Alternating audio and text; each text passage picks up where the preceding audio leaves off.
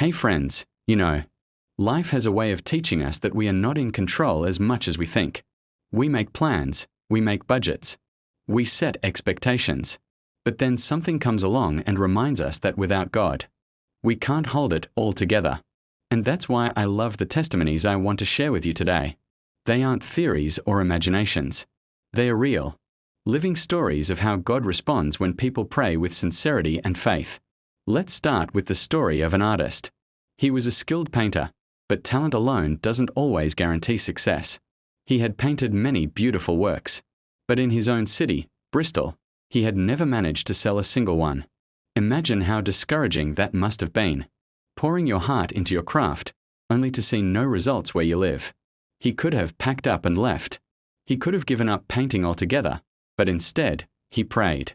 He said something like this: "Lord, if you allow me to sell this painting here in Bristol, I'll give half of the proceeds to support the orphan work." Friends, let's pause there. That prayer wasn't just about money. It was about trust and partnership with God. The artist was saying, "God, I want to honor you with what you give me." And do you know what happened? For the first time ever in Bristol, he sold a painting. That very one he had prayed about. And true to his word, he gave half of the money to the orphan work. This story encourages me because many of us are working hard in our businesses, jobs, or studies, but we are not seeing results. Sometimes the missing link is not more effort, it's prayer. When we bring God into our work, He has a way of doing what no advertisement, no connection, no marketing can achieve. Prayer point: Lord, bless the work of my hands. Just as you caused that artist to prosper in a place he thought was impossible, cause me to prosper. Let me see results in my business, my career, my ministry. Surprise me with favor in the very places I've struggled. Now let me tell you about the boiler story, because this one really shows God's attention to detail. In the orphan houses, there was a large boiler used to heat the building during winter. One day, it broke down. The repairs were not something that could be done in a few hours. It would take days.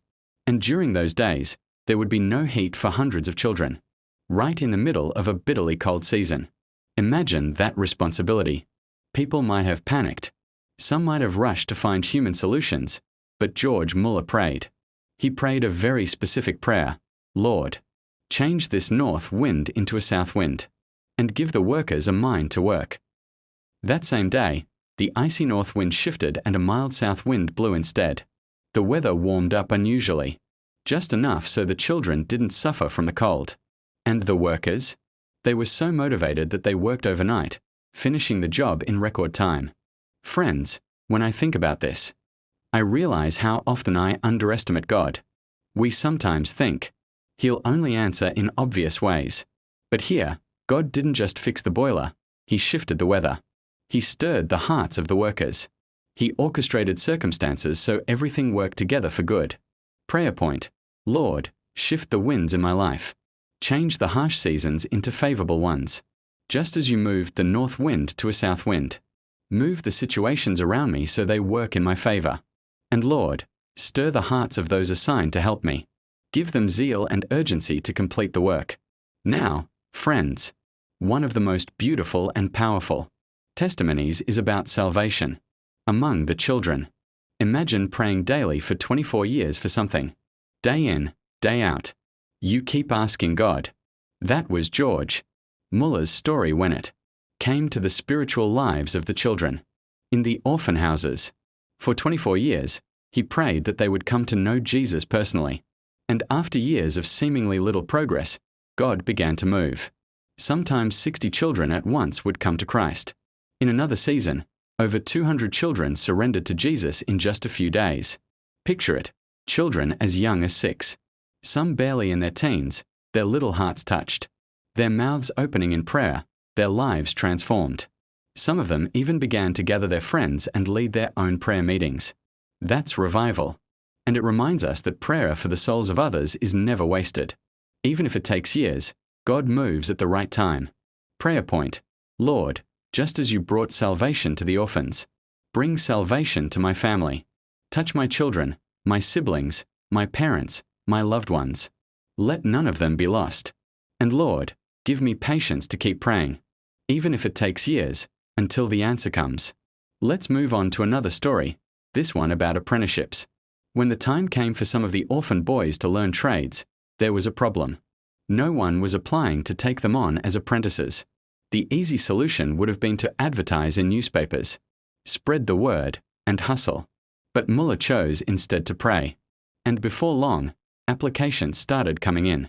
One after another, the boys were placed exactly where they needed to be. Friends, this is such a practical lesson. Sometimes we stress ourselves chasing opportunities, trying to knock on every door. But when we pray, God Himself sends the right people. He arranges divine appointments.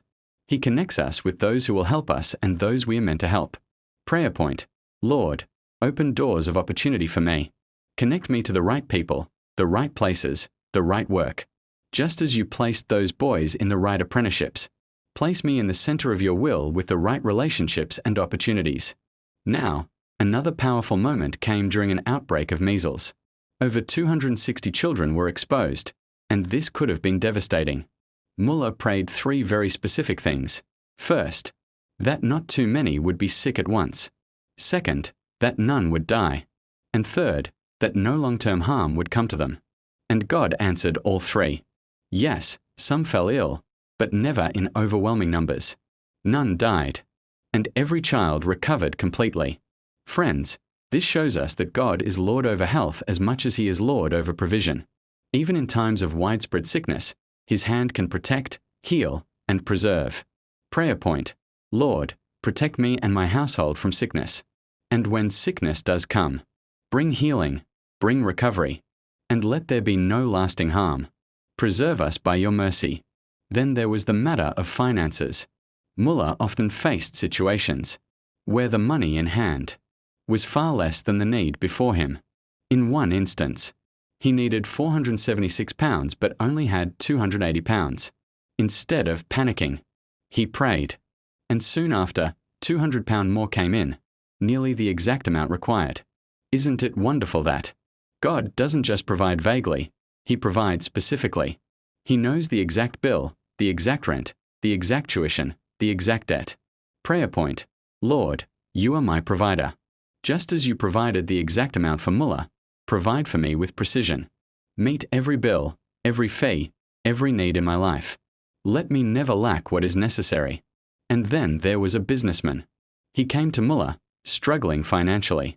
Millier advised him to do 3 things: pray daily with his wife about the business, be completely honest in all his dealings, and set aside money weekly for God's work.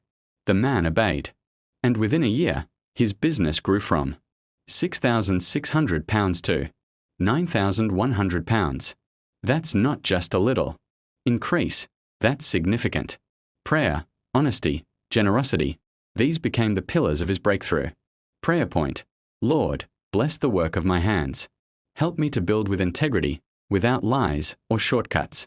And Lord, as you prosper me, give me a generous heart to honor you with what you provide. Another story: revival among the orphans. Over 700 children came to Christ in one season. And not only that, Millier prayed for missionaries. And more than 60 went out from their church into different nations.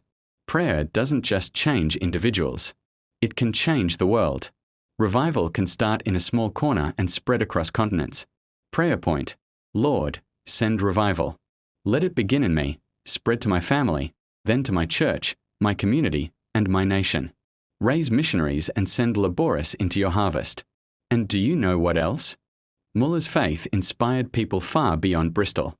In 1859, a young man in Ireland read about him and thought, if God answered Millier's prayers, He can answer ours too. That man and his friends began to pray, and revival broke out in Ireland. Hundreds were saved, and it spread like wildfire. One man caught the fire, and it spread to a whole country. Prayer point: Lord, let me be a spark for revival. Use me to inspire others. Let my faith ignite faith in those around me, until whole communities are transformed. But above all these stories, friends, the greatest prayer anyone can ever pray is the prayer of salvation. Because without Christ, prayer feels distant. Without Him, we are like strangers trying to talk to someone who doesn't know us. But when we accept Jesus, everything changes. We are forgiven, adopted, reconciled, and we can approach God freely. The greatest answer to prayer is when God saves a soul. Prayer point: Lord. If there's anyone listening to this who doesn't yet know you, draw them today. Let them pray the prayer of salvation and be transformed forever. Friends, as I wrap up these stories, I want us to pause and think deeply about what they really mean. Each testimony we've walked through isn't just about Millier, or about the orphans, or about 19th century Bristol. They are living proofs that the God who heard them still hears us today. Think about it. An artist who had never sold a painting in Bristol prayed, and God made the impossible possible. A broken boiler in the dead of winter could have been a disaster, but God shifted the winds of nature itself to protect his children. Little boys who had no future found apprenticeships without advertising, simply because someone prayed. Hundreds of children, who the world might have written off as hopeless, found salvation and eternal hope because prayer was lifted up for them day after day. Even sickness that could have swept through the orphan houses was stopped in its tracks because someone dared to bring the matter to God. Businesses turned around. Missionaries were sent out. Revival swept across lands, all because someone said, Lord, I believe you can, and I will trust you. Do you see the pattern? These are not random stories stitched together. They are threads woven into one tapestry. And the message is this: God answers prayer.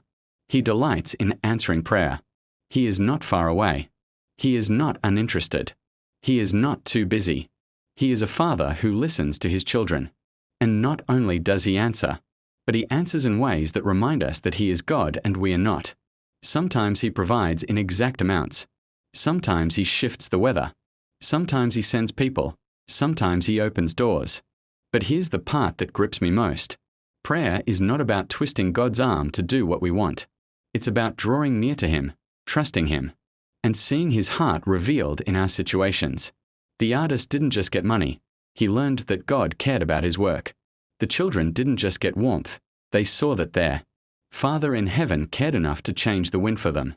The businessman didn't just make profit. He discovered that prayer, honesty, and generosity bring blessing. And the orphans who found salvation, they discovered that the greatest gift is not bread on the table, but Christ in the heart. Friends, this is what I want you to take with you. Prayer works.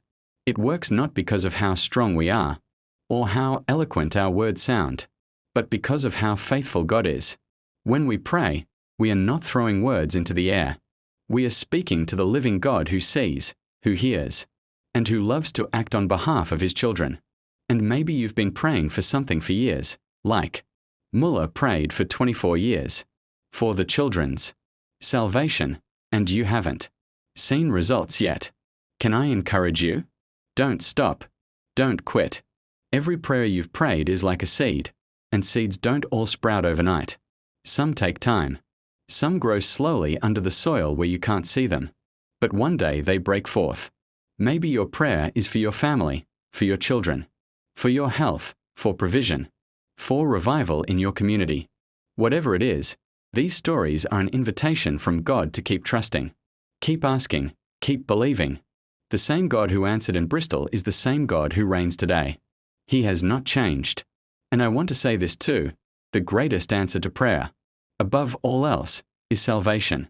Because what good is it to have money, health, opportunities, or even revival if your soul is not reconciled to God?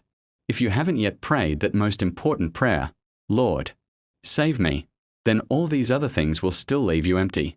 But when you belong to Jesus, when he forgives you and makes you his own, then every other prayer becomes part of a living relationship with your Father in heaven. So friend, I want to encourage you, let's not just admire these stories from a distance. Let's step into them. Let's be the kind of people who bring every need, big or small, to God in prayer. Let's be people who believe that he can still open doors, still heal, still provide, still revive, still save. And let's be people who don't just pray once and give up, but who keep knocking, keep seeking, keep asking until the answer comes. Because the truth is, prayer changes things. But even more importantly, prayer changes us. It makes us more patient, more trusting, more surrendered, more like Christ. And that, my friends, is the real beauty of these testimonies. So let's carry this with us. God answers prayer. Always. In His time. In His way, for His glory. And for our good.